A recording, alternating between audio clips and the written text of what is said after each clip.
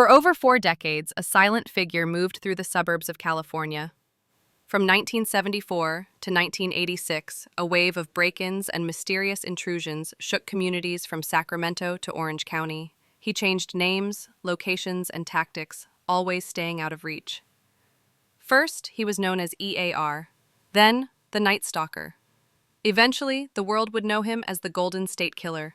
He left no trail, avoided all detection, and disappeared for decades. But in the end, it was relentless detective work and a breakthrough in forensic science that uncovered the truth. This is the story of how one of America's most elusive figures was finally caught. This is the story of the Golden State Killer. In the early 1970s, California was the American dream on full display. Its cities hummed with possibility. From San Diego to Sacramento, it was a state swelling with post-war optimism, middle-class growth, and endless sprawl. Neighborhoods stretched into open spaces, with cul-de-sacs, garages, pools, and tidy lawns. People left their doors unlocked. Kids biked alone to school.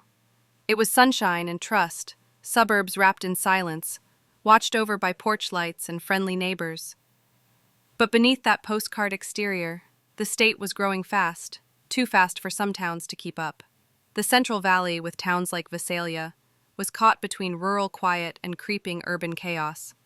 Police departments were small, resources stretched thin, and in 1974, that fragile peace began to crack. It started subtly. In April of that year, residents of Visalia, an agricultural town of about 40,000, began reporting strange break-ins. At first, they seemed like typical burglaries, but something felt wrong. The intruder didn't take expensive electronics. He took personal items, women's personal clothing, identification cards, photographs from bedside tables. He seemed to dig through people's lives, not their valuables. The first break-ins in Visalia were almost too subtle to make the news. A woman reported that her jewelry box had been opened, but nothing valuable was missing. Another family noticed drawers had been pulled out and rifled through. One man found his wife's personal clothing strewn across the floor. Most assumed it was the work of teenagers. But the police began to quietly log the incidents. Then the pattern emerged. By mid-1974, the Visalia Police Department had recorded a dozen nearly identical reports. The entries in the logs described entry through windows, small household items taken, and clothing rearranged. One report noted that a family returned home to find their daughter's dresser emptied, but her piggy bank untouched. Another family came back from vacation to find their couch cushions overturned, their silverware stacked in the middle of the floor, and a framed photo of the daughter missing from the hallway wall. None of it made sense, unless you understood that this wasn't theft. It was a message. Over the next several months, the pace increased. By the end of 1974, there had been over 40 incidents. Police gave the offender a name, the Visalia Ransacker. It was a term meant to keep the public calm, but internally, officers were concerned. He wasn't just burglarizing, he was studying people, violating their privacy. He often disabled porch lights, removed window screens in advance, and spent long periods inside, rearranging rooms without making noise. In some cases, he came back a second or even third time. One homeowner set up tripwire cans and found them knocked over days later without any sign of forced entry. Another installed extra locks, only to find fresh pry marks near the frame. Even more unsettling were the missing pets, and reports of prowlers watching homes from behind fences or trees, sightings that never led to arrests. By the summer of 1975, panic was creeping in. The break-ins now exceeded 80 cases. Officers began to go door-to-door in targeted neighborhoods, warning residents to double-lock their doors and report anything suspicious. But the ransacker kept striking. One night he entered a house, stacked the mother's jewelry in a neat pyramid, and arranged the daughter's clothing on the carpet. He left quietly, taking nothing. Police set up decoy homes. They installed trip alarms and hid officers in closets, waiting to catch the intruder mid-act. Nothing worked. And then, everything changed. In the early hours of September 11, 1975, 16-year-old Beth Snelling woke to a terrifying ordeal. An intruder stood by her bed. He directed her to leave the house. As they reached the driveway, her father, Claude Snelling, appeared. He urged her to run. The intruder turned, and a single shot was fired, leading to Claude's death. The assailant fled, The Snelling incident represented a significant escalation. Visalia had not previously witnessed an incident of such a nature, unexpected, deeply intrusive, and seemingly motiveless. From that point forward, the Visalia Police Department increased its efforts. They created a task force. Detectives pulled night shifts in unmarked cars. Neighborhoods were flooded with plainclothes officers. One man led the charge, Detective Bill McGowan, a sharp, methodical investigator who was certain they were confronting a suspect far more serious than a typical burglar. And he was right, because within 3 months, McGowan would come face to face with the ransacker. McGowan, working an overnight surveillance shift, was patrolling in plain clothes in an unmarked car. It was around 8:30 p.m., already dark. He observed a figure near a hedge line, moving cautiously between properties. The individual was dressed in dark clothing, with a ski mask partially obscuring his face. When McGowan stepped out and identified himself, the man froze, then bolted. McGowan gave chase. They cut through a yard. The suspect moved quickly, clearing fences and weaving between structures with practiced agility. McGowan closed in. He was about 20 feet behind when the man turned suddenly, and McGowan noticed an object in his hand and then heard a loud bang. McGowan instinctively ducked and hit the ground. By the time he got up, the suspect had disappeared into the dark. Officers searched the neighborhood for hours. K-9 units were deployed, yards were canvassed, but the man was gone. And then, just like that, he vanished. In the weeks that followed, Visalia exhaled, but not with relief, with confusion. The residential disturbances stopped. No more unwelcome figures, no more unsettling changes to personal spaces or unaccounted-for belongings. Patrols gradually scaled back. The headlines faded. The community, desperate for closure, tried to move on. But police had nothing. No suspect identified, no one in custody. Just a single fatality, numerous disturbed homes, and an attempt on a detective's life. The Visalia Ransacker case went cold, unsolved, unexplained. Some said he got scared and ran. Others quietly feared he hadn't gone far at all. And while Visalia returned to routine, a shadow still lingered, not just in memory, but in the unresolved silence he left behind. A silence that would soon be broken, not here, but in the suburbs of Sacramento, where a new presence was about to make itself known. 200 miles north, Sacramento was in the middle of a transformation. It was the late 1970s, and California's capital was spilling outward, fast. Entire neighborhoods were being built from scratch. Rancho Cordova, Carmichael, Citrus Heights. Rows of modest, single-story homes, carports, sliding glass doors, and trust. These weren't just suburbs. They were escape plans. Safe spaces for families looking to settle, breathe, and believe they were secure. But in June 1976, that illusion cracked. A young woman endured a terrifying home invasion in Rancho Cordova. She'd been alone. She remembered a noise, then light, a bright flashlight in her eyes, and a man in a ski mask standing over her bed. He limited her movement, moved through her possessions, and murmured something she couldn't clearly hear. Then the crime was executed as planned. When he left, he vanished into the night. No car was seen, no footprints led away.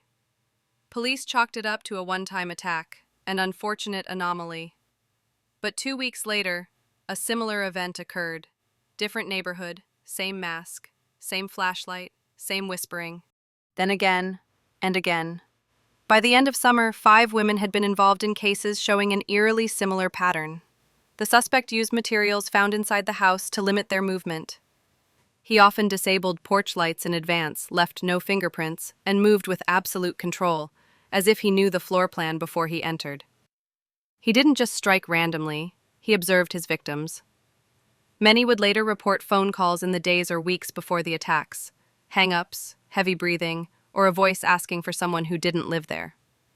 Neighbors sometimes reported seeing a figure behind fences or hiding near hedges, but by the time police arrived, he was gone. The Sacramento Sheriff's Department began piecing together a pattern, and a name began circulating: the East Area Beep, or EAR. But nothing felt official. It felt like a rumor, passed between detectives, then into newspapers, then into living rooms. And by 1977, that rumor became a household reality. His methods evolved, shifting from lone women to targeting couples. The modus operandi was chilling.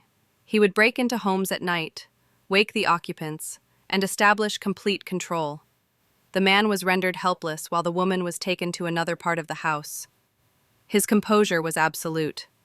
He never rushed, maintaining his chilling calm, sometimes lingering long after his terrifying intrusion, opening the fridge, drinking a beer, eating crackers. Victims even described hearing him mutter to himself. By mid-1977, panic gripped the region. Hardware stores sold out of deadbolts. Gun shops had lines out the door. People reinforced windows, added dogs, cut hedges low so no one could hide behind them. Community meetings exploded. Hundreds of residents packed into gyms and church halls, demanding answers. But the man they feared was always a step ahead. In fact, after several meetings, he struck within hours, sometimes in neighborhoods just discussed by police and citizens. Some detectives began to believe he was attending the meetings himself. Sacramento had become a city of whispers, searchlights, and sleepless nights, and the attacks kept coming. By the end of 1978, more than 40 cases had been documented, all believed to be the work of a single man. The suspect was described as white, roughly 5'9", athletic with light-colored eyes. He always wore a mask and gloves. There were no solid leads, no usable fingerprints, and no known vehicle. Despite coordinated efforts, multiple jurisdictions, and help from the FBI, the case remained unsolved. But then, something changed. On the night of February 2, 1978, a young couple, Brian and Katie Maggiore, were walking their dog in Rancho Cordova, a quiet suburb of Sacramento. Witnesses later recalled hearing shouting and then loud bangs. The couple was chased into a backyard, and their lives met a sudden, tragic end. It was a sudden, public event, strikingly different from the pattern the EAR had established. At the time, investigators weren't certain it was him. This incident presented a notable departure from his established methods, but the location, timing, and circumstances aligned.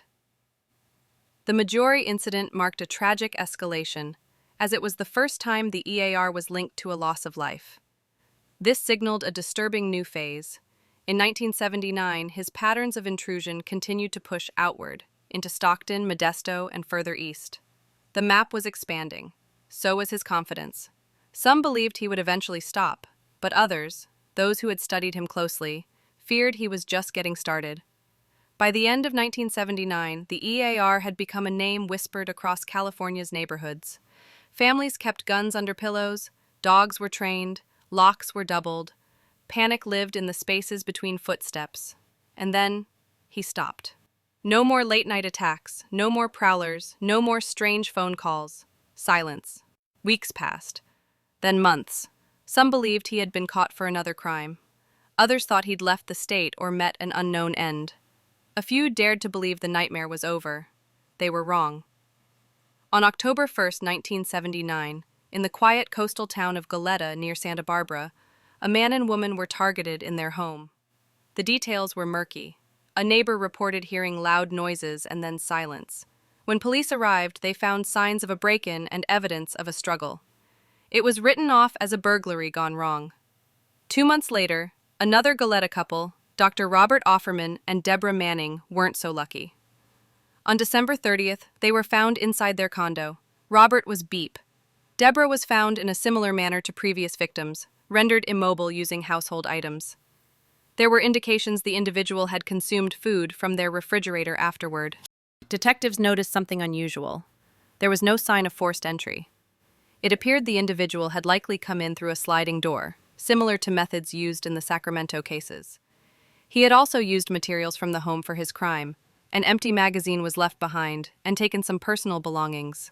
But Santa Barbara police had never heard of the EAR. The connection wasn't made. Not yet. Over the next 18 months, more couples tragically lost their lives, always at night, always in middle-class homes across Southern California. Lyman and Charlene Smith, in Ventura, March 1980. Keith and Patrice Harrington, in Dana Point, August 1980. Manuela Withoon, Irvine, February 1981. Sherry Domingo and Gregory Sanchez, Goleta again, July 1981. The pattern was emerging, slowly. The perpetrator's methods showed a chilling evolution. In some cases, items were missing: rings, photographs, small personal effects. The press began calling him the original Night Stalker. But even then, no one truly connected the fatal incidents in Southern California to the individual who had once haunted Sacramento. Different jurisdictions, different styles, and back then, no DNA technology to link the crimes.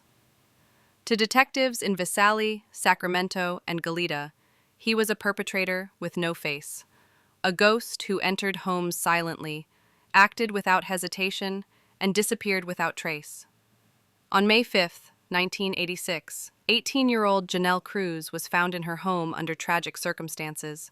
The incident bore all his hallmarks: silent entry, household items used to subdue the victim, and stolen personal items. This proved to the Golden State Killer's last confirmed crime. And then, once again, he vanished. Over the span of just 7 years, from 1979 to 1986, at least 13 people lost their lives, including 10 couples and 3 women, all across California, from Goleta to Irvine. Despite mounting similarities, no arrests were made, no fingerprints matched, no witnesses ever saw his face. The case went cold, and as the years passed, one terrifying question remained. Had he stopped, or just found a better way to hide?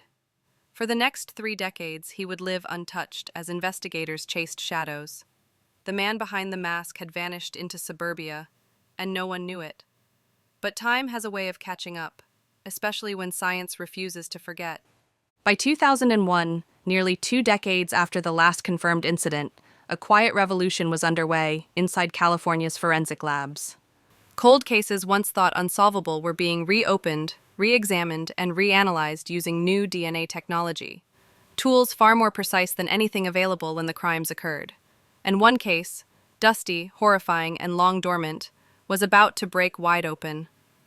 At the California Department of Justice's Richmond lab, a senior criminalist re-examined biological evidence from the 1980 double fatality of Charlene and Lyman Smith in Ventura County, south of Los Angeles. The couple had been found in their bedroom. The case had sat unresolved for decades, attributed to the original Night Stalker. Using newly refined STR-DNA profiling, the technician extracted a full male genetic profile, then submitted it to California's DNA database. The result was immediate and stunning.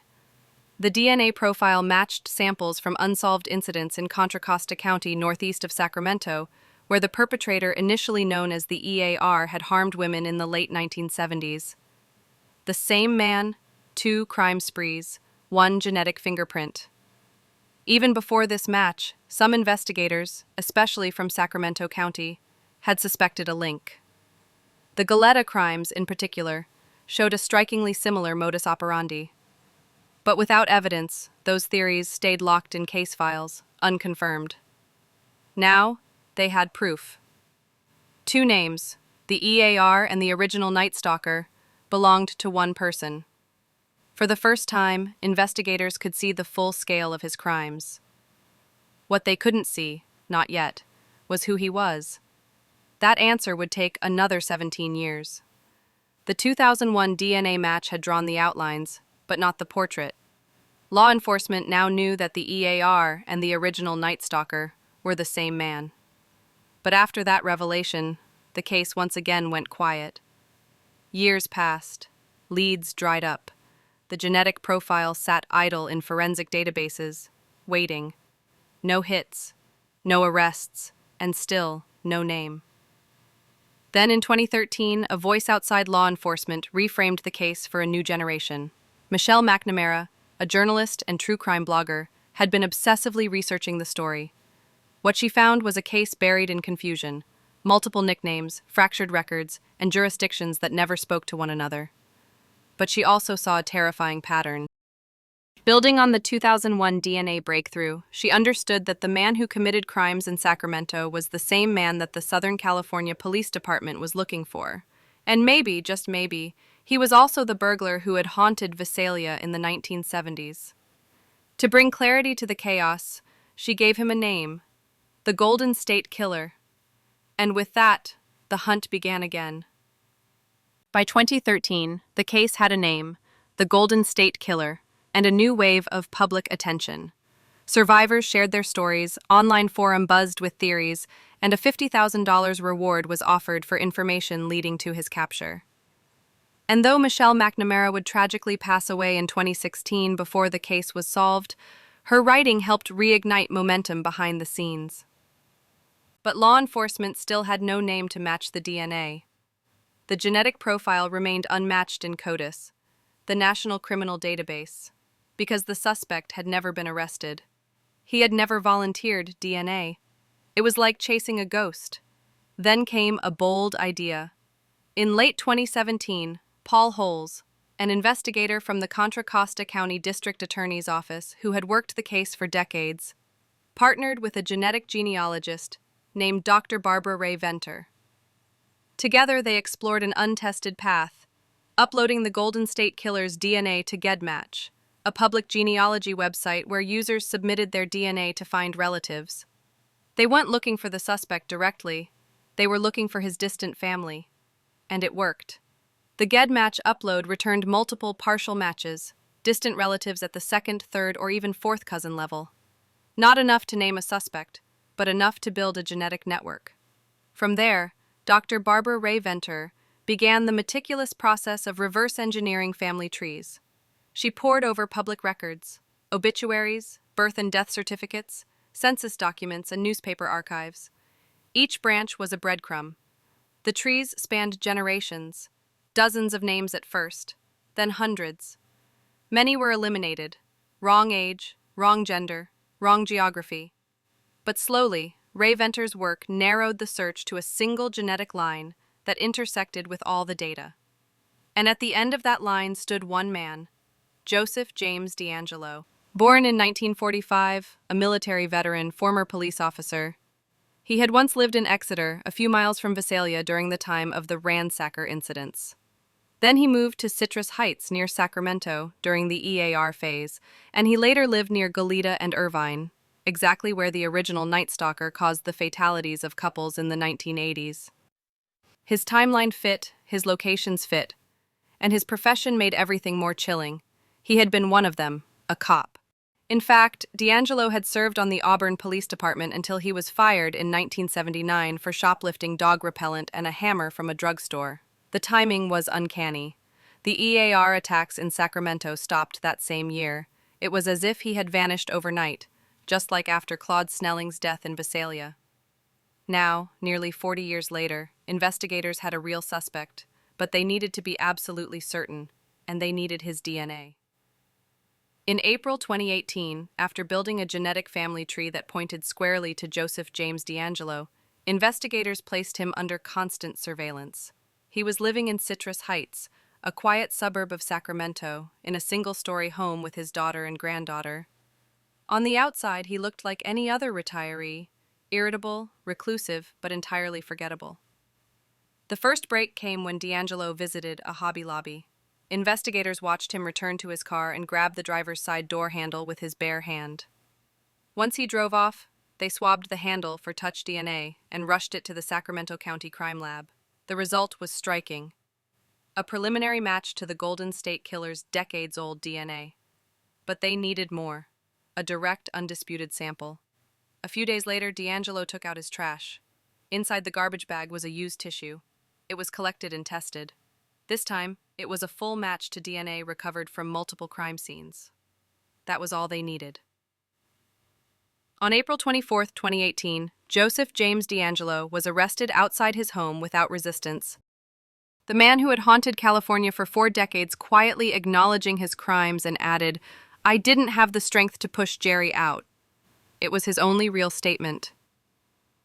An eerie attempt to suggest an alter ego named Jerry was responsible. But there was no clinical diagnosis, no psychiatric record.